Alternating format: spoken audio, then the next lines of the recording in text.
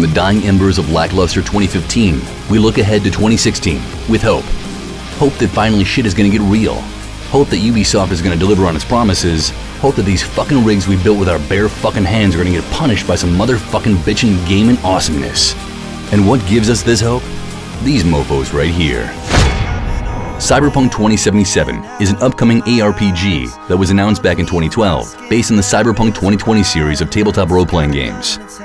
It's currently being developed by those busy boys and girls at CD Projekt Red, The Witcher, Witcher 2, etc.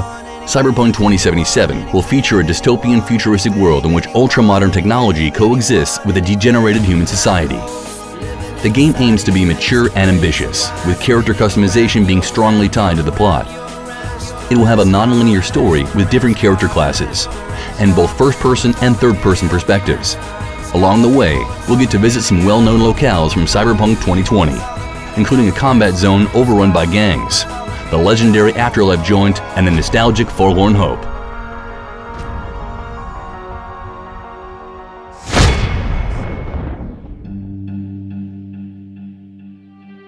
HONEFRONT: The Revolution is the sequel to the vastly underrated Red Dawn-inspired 2011 release HONEFRONT.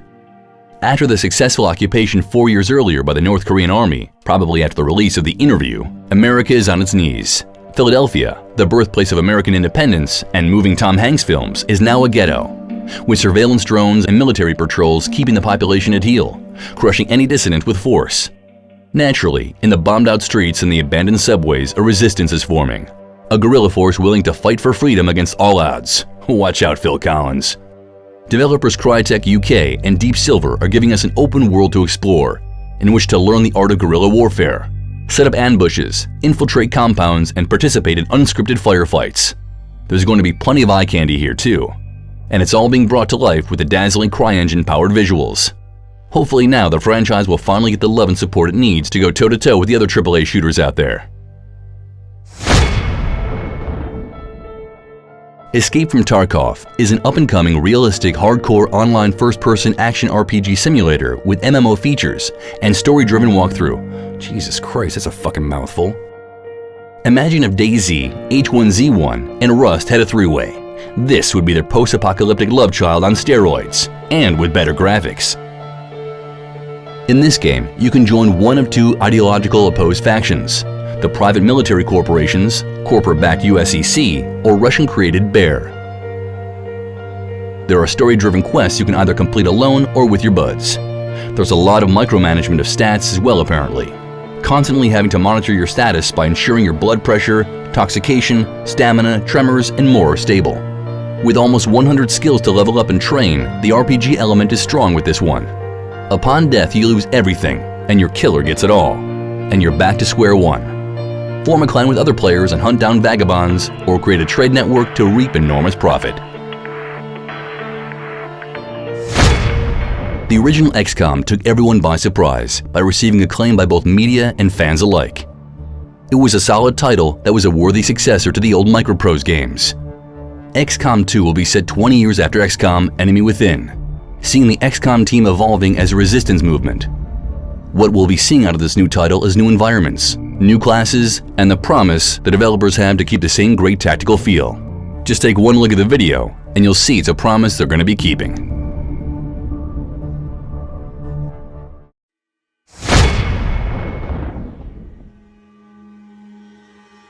Imagine a persistent online open-world New York where exploration, combat, and RPG player progression are essential. So not unlike real life then. Whatever.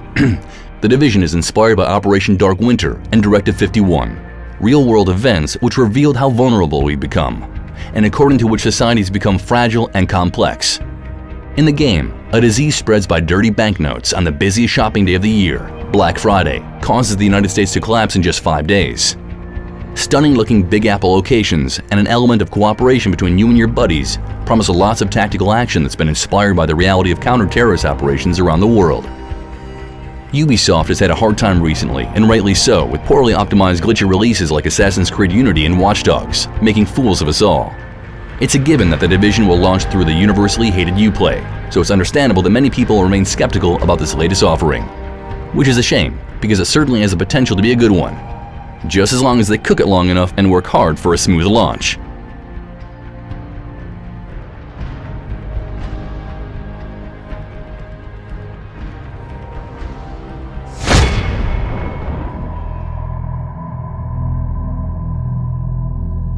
There was no shortage of disheartened gamers after the original ending of BioWare's Mass Effect 3, and many of us were left to wonder if we will ever fall in love again with the franchise, or was there going to be anything to fall in love with at all? Well, patch up those shattered emotions and embrace yourself for Mass Effect Andromeda, the up-and-coming reboot of the franchise. Mass Effect Andromeda had its E3 teaser trailer released on June 15, 2015, with a short announcement on the BioWare forums.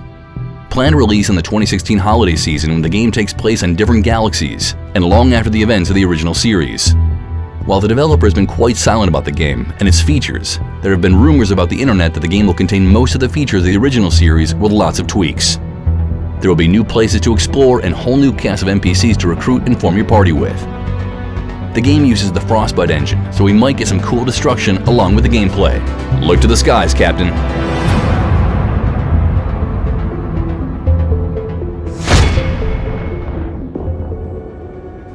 Deus Ex: Mankind Divided is an upcoming cyberpunk-themed stealth FPS with third-person cover action role-playing game.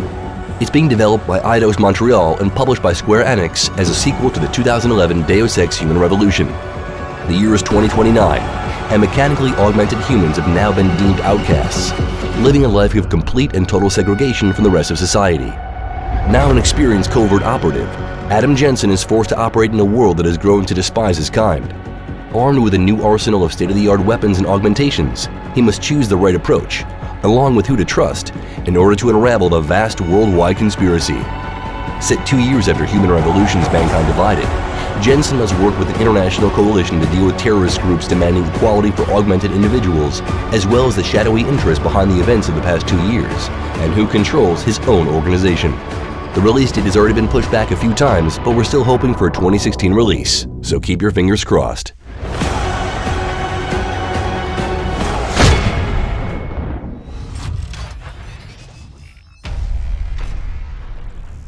It's been over 12 years since the last release of the Doom franchise. The upcoming reboot of the Doom series was originally known as Doom 4, but they dropped the 4 cause they can.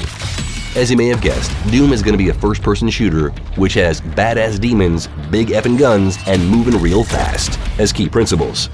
The game will feature a large arsenal of weapons, which can be collected and freely switched out by players throughout the game. Many classic weapons, including the Super Shotgun and BFG 9000, will make a return. In addition, melee weapons such as the chainsaw, which can cut enemies in half, are also featured. Many enemies from the original game like the Revenant, Mancubus, and Cyberdemon return as well, some of them even redesigned.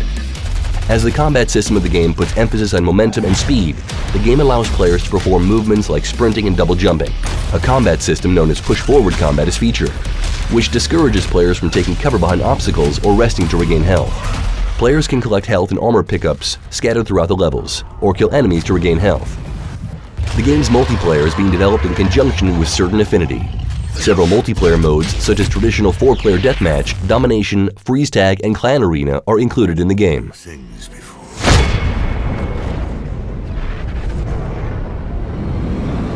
No Man's Sky is an upcoming first-person open universe adventure survival game developed and published by the indie studio Hello Games.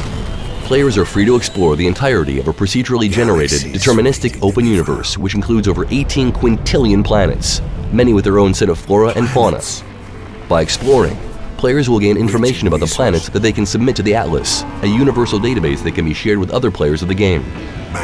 Players also gain materials and blueprints to upgrade their characters' equipment and purchase a variety of starships, allowing them to travel deeper into the center of the galaxy, interact in friendly or hostile manners to computer-controlled spacefaring factions, or trade with other ships.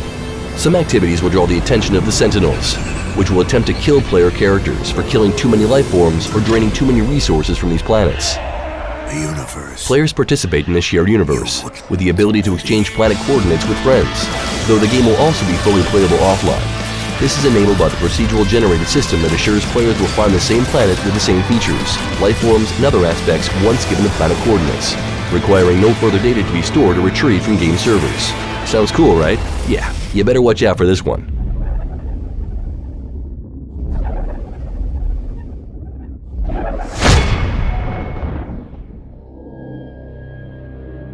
Total War Warhammer is an upcoming real-time tactics game with turn-based strategy elements, currently in development by Creative Assembly and published by Sega.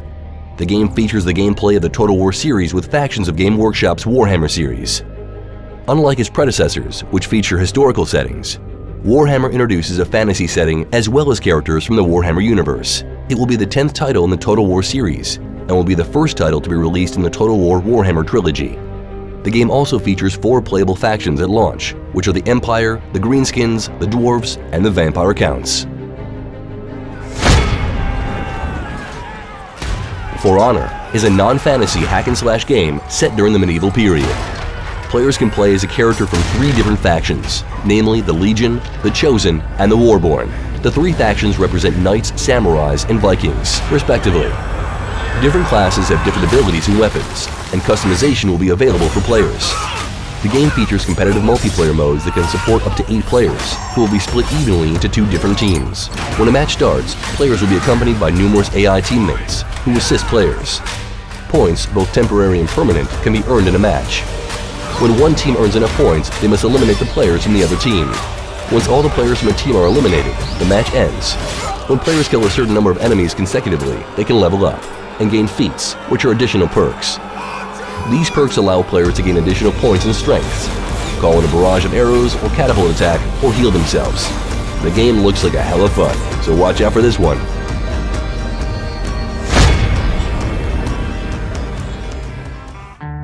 Mafia 3 is an upcoming open-world third-person action-adventure game developed by Hangar 13 and published by 2K Games. And get this, it's gonna blow your mind. It's the 3rd installment of the Mafia series. Can you believe that? Players assume the role of Linton Clay, a Vietnam War veteran on a quest to seek revenge for his friends who were murdered by local mobs. The game is set in 1968 New Orleans, with the open-world design allowing players to freely explore the game's world. Players can complete objectives using a variety of approaches. For example, players can use the weapons provided in the game, like shotguns and revolvers, to eliminate enemies. Alternatively, they can make use of stealth tactics throughout the entire mission without being noticed by enemies. The core gameplay, however, revolves around gunplay. In addition, players can also perform executing moves and engage in melee combat. The game also features a cover system, allowing players to take cover behind objects to avoid enemy gunfire. We've never heard of that before, have we? Players can also interrogate non-player characters after defeating them in order to gain more information on their objectives. Players can attack and overrun locations owned by the Italian mob and assign one of their own lieutenants to operate the location. The available lieutenants are Cassandra, Burke, and Vito Scaletta. Vito was previously featured as a protagonist of Mafia 2.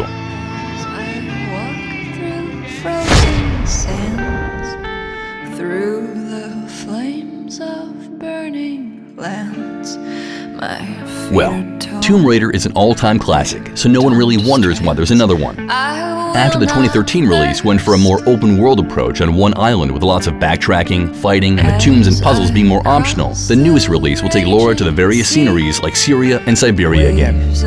Apparently, the game will keep some of its mechanics from the reboot, so we can still improve our weapons and equipment. So there will be extensive fighting again. Trailers and footage also show bigger and more complex tombs again, so hopefully this will once again become the key aspect of the series. Tomb Raider also has stunningly impressive landscapes and graphics, so I don't think I need to point them out here, do I? While already available for Xbox One, Rise of the Tomb Raider releases on PC in spring 2016 and for PS4 in November 2016.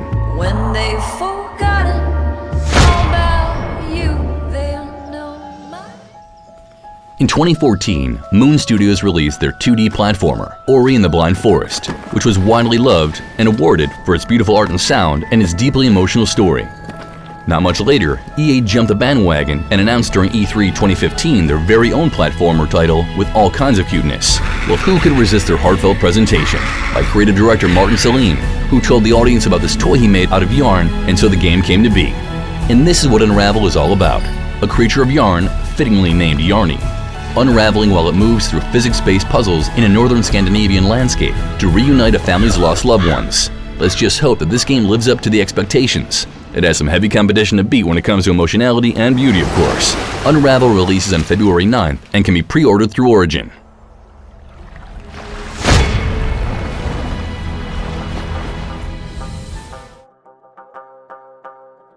After 3 years of development, Ubisoft finally presented the next Tom Clancy's Ghost Recon game during the E3 2015. As always, players have the choice to play alone or with AI teammates or jump into 4-player co-op missions with friends. Bolivia is the setting for this massive open-world game. Ubisoft gives players the choice which of the missions should be next and how you want to play it. Are you going loud, storming the enemy locations with machine guns?